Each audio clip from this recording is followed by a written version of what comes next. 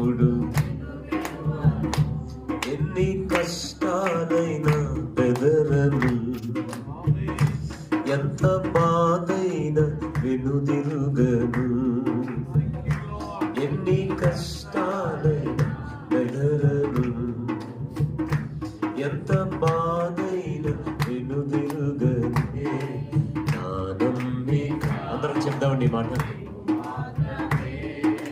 నేనెప్పుడు నిన్ను విడువను యేసయ్యా, నేనెప్పుడు. ఈ ఒక్క మాటే.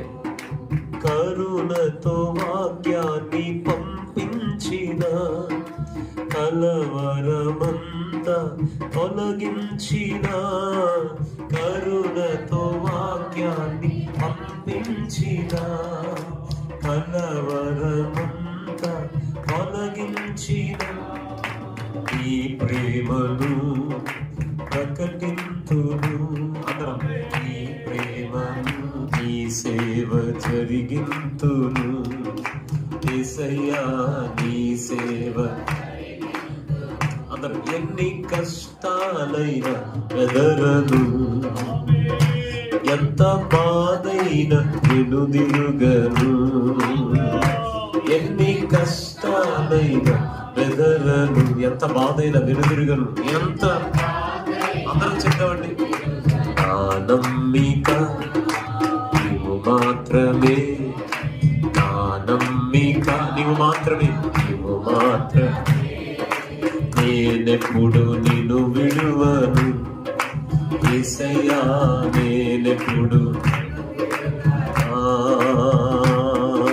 నేనెప్పుడు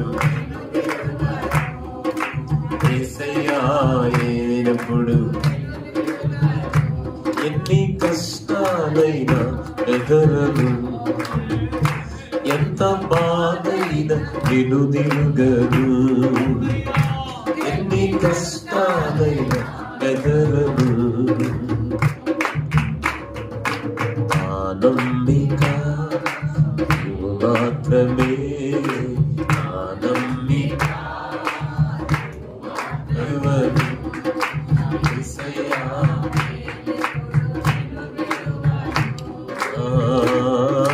నేనెప్పుడు యేసయ్యా, నేనెప్పుడు నేనెప్పుడు నిన్ను యేసయ్యా,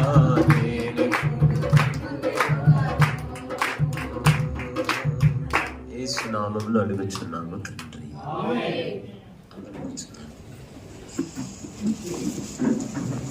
వాడుకుంటా రీతిని బట్టి నేను ప్రభుని స్తుతిస్తూ ప్రభుకి వందనాలు చెల్లిస్తున్నాను.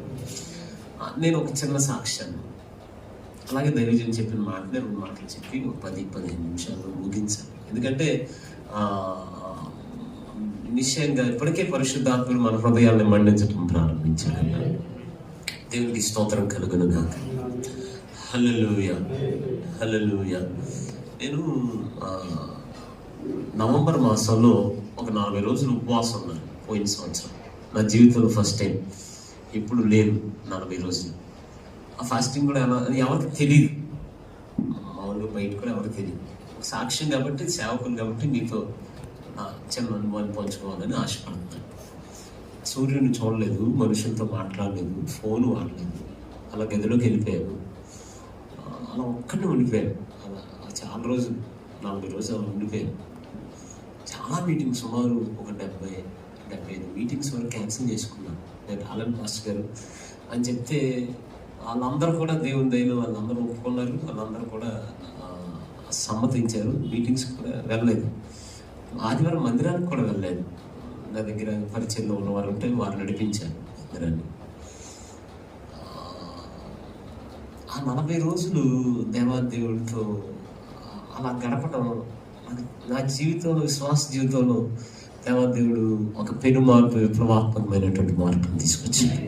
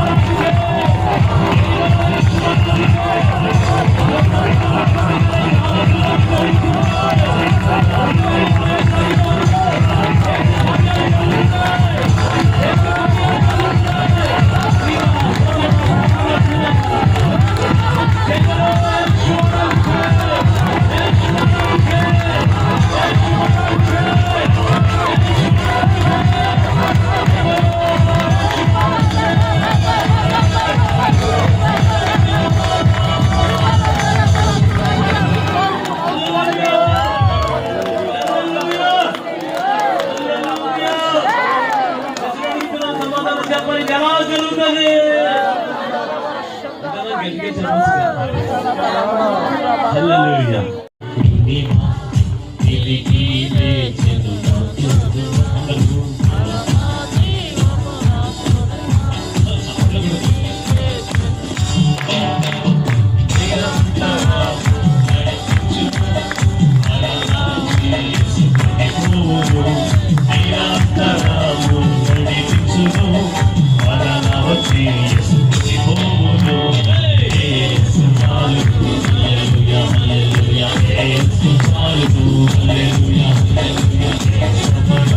Hallelujah.